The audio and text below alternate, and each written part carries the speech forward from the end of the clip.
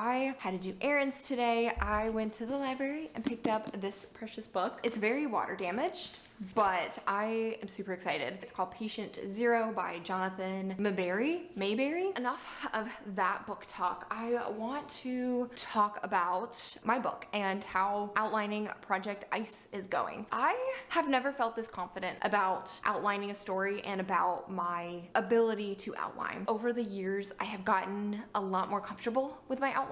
Just this morning, before I took off and did errands, I sat down and watched one of Brandon Sanderson's writing lectures that are available online. And I think it was his second lecture. It's the one that has to do with plot. I've watched it fully all the way through one time before, and I watched, I think, bits and pieces of it after that, but this is the second time I've watched it all the way through. It makes me feel like I'm on the right track. I went through the notes that I had already had, and just listening to him talking about plot, the 3 Ps, like your progress, your promise, and your payoff. I think I said that all backwards. I think I'm on the right track with this story, but I think right now my primary target for today and for the next couple of weeks is to work on the plot. I think my character motivations are pretty solid with the few plot points that I have, but I think I need to continue to do plot points throughout the rest of the story. The plot at the beginning of the story and in Act 1 I think is okay. I think it's strong enough for the first draft, but I need to continue to work through the story and some plot points for the second and third acts of this story. I have 3 things that I wanted to share with you guys, and these are the 3 tips that I got from Brandon Sanderson's writing lectures. They really resonated with me, and I want to share them just because I think that they would be helpful to anybody watching this. These are not my words. These come out of the mouth, I think, in some way, shape, or form from Brandon Sanderson. I don't know if it was necessarily the one I watched today, but it was in one of his writing lectures. So here's the first one. You usually want at least 1 plot archetype, 1 character arc, and at least 1 sort of subplot archetype in order to start a story. Another one that Brandy Sandy says is, one of the best ways to make a character feel real is to not write them into a role. Write a character to a personality rather than a role. I really like this. As a newbie writer myself, I still experience to this day, and I know in my earlier stages of writing, I know that I would be like, oh, well, I have to have the hero, I have to have the love interest, I have to have the mentor, I have to have the villain, I have to have the best friend, I have to have the person that's gonna betray. I felt like everybody had to be written into a role. Listening to Brandon Sanderson say, you know, you write a character to a personality and how you want that character to be, I feel like that made so much more sense. And I think I struggled for a long time with trying to make that happen for this 3rd project that I'm working on. I felt like somebody just clunked me upside the head and was like, Autumn, do not write your characters into a role. Write the characters you want to write, have fun with them, and write them to a certain personality. It has already made the dynamic of my characters so much better. And then the 3rd tip from Brandy Sandy is establish who all these characters were and who they might have been if the plot hadn't taken over their lives. And I think that this alone is an amazing thing to think about. Thinking about it for each of my characters in this story, like thinking of who they could have been if things didn't go wrong. To me, that just, it makes this character so much more fun to write. And I think it helps me see a clearer picture of what their want is what they were going to be if this plot didn't happen, is that where they wanted to go. It helps me write that certain character because maybe they're still pushing into that direction of who they may have been, or having a character who didn't want to be who they were slotted to be or who they were destined to be if the story didn't take place, but then writing it where, like, if they didn't want that, how would their character react to the plot? And so now, me talking about those 3 tips, something that I think is a concern for me with this story is the world building and the setting. I feel like it's a pretty simple story, or at least a simple setting, that's what I mean. It doesn't have to be anything that's wild and crazy and super complicated. It can be something super simple. And especially with this first draft, if I, write less, sometimes less is more. Doing like a simple setting and then maybe having more complex characters or more of a complex plot, that might be able to help counter the weaker setting. But then of course I can always try to build up the setting later. That's one thing that is a concern to me, is the world building / the setting. I just don't know how I feel about it. I think it'll be okay in the end, or it'll be the best that I can make it for the first draft, and then we'll just have to go back and rework it and rewrite it and keep working at it. So with that, I have about 3 hours before I want to go to the gym. I want to do a few things. I need to get writing done, but I really want to read a book. Maybe the one that I was just talking about. Let's write. Maybe for the next 3 hours. That just sounds like a lot for me. I don't know if I have the stamina to go for 3 hours quite yet, but we're gonna go for it.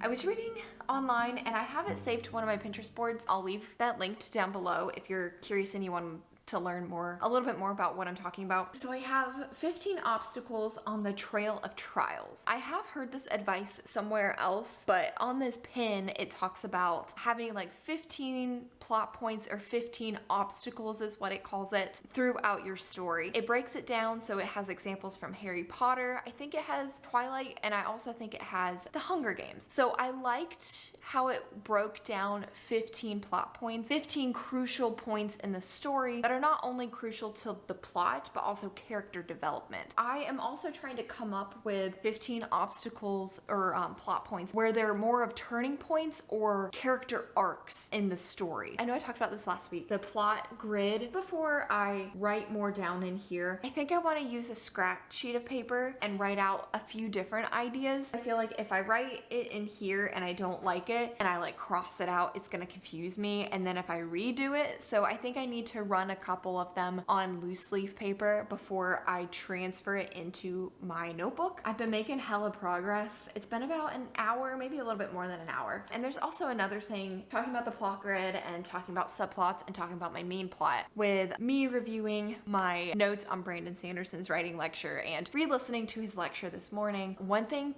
that I really liked that he mentioned was talking about subplots and the main plot, where he doesn't word it exactly like this, but you don't have to introduce all of your subplots on the first page or the first chapter or in Act 1. And another thing that he had mentioned too is you have your mini plots, your subplots, and then if you wrap one up, then you can introduce a second one. He explained it a lot better than I just explained it here. What I really liked about that is, even though if I come to an end to a subplot, because not all of my subplots are going to start at the beginning and then end at the end. I think there are a few subplots that are going to start halfway through Act 1, but then they'll finish up in Act 2. I need to go grab some paper from my office and then bring it out here and then just start working on it. And then I'm just gonna keep cruising with the scene cards / plot cards and go from there. I know I haven't talked too much about characters today, but really it's just because I'm trying to smooth out the plot with the characters I have. As I'm working through this plot, I'm thinking about characters in certain scenes and thinking about characters that